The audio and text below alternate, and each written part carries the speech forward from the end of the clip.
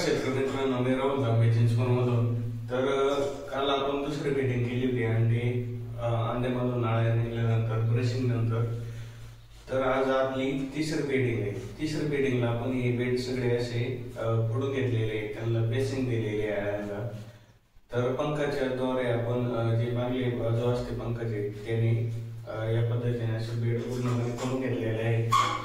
त्यानंतर शेतातून कवळा पाला आणलेला आपण शेंडा असतो तो मशीन मध्ये दोनदा कट केला, बारीक केला आणि त्यावरती आपण तिसरी फिटिंग या पद्धतीनं करून घ्यायची आहे, जेणेकरून अळ्याला पाला खायला पण सोपं जातं डबल कटिंग केल्याने. तर या पद्धतीनं आपण फिटिंग करून घ्यायची आहे. आपले 10 ट्राय झालेले 10 ट्रायला सगळ्यांना या पद्धतीनं आपण फिटिंग करून घ्यायची आहे.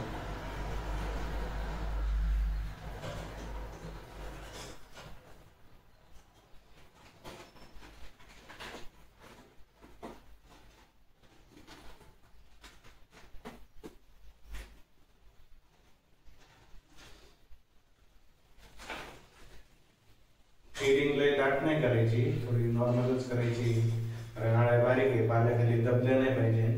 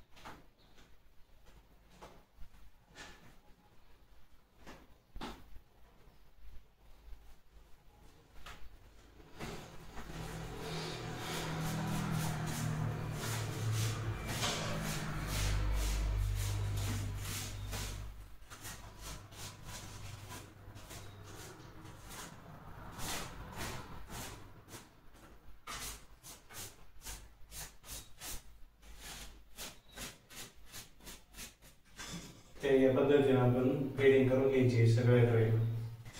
या पद्धतीने आपण बेड फोडलेले आहे. म्हणजे बेड फोडणे म्हणजे हे थोडं जागा बेस देणे आलेला. तर त्यानंतर बारीक कट केलेला पाला आपण यावरती असा टाकून देणार आहे.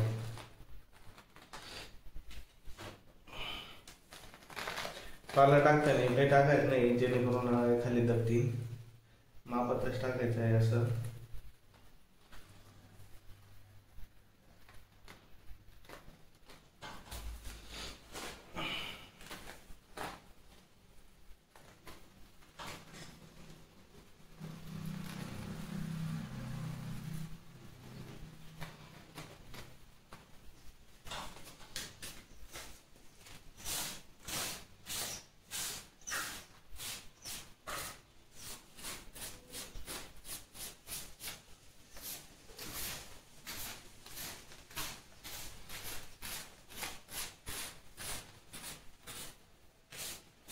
या पद्धतीनं सर्व ट्रे आपण पाला देऊन घ्यायचे या पद्धतीने.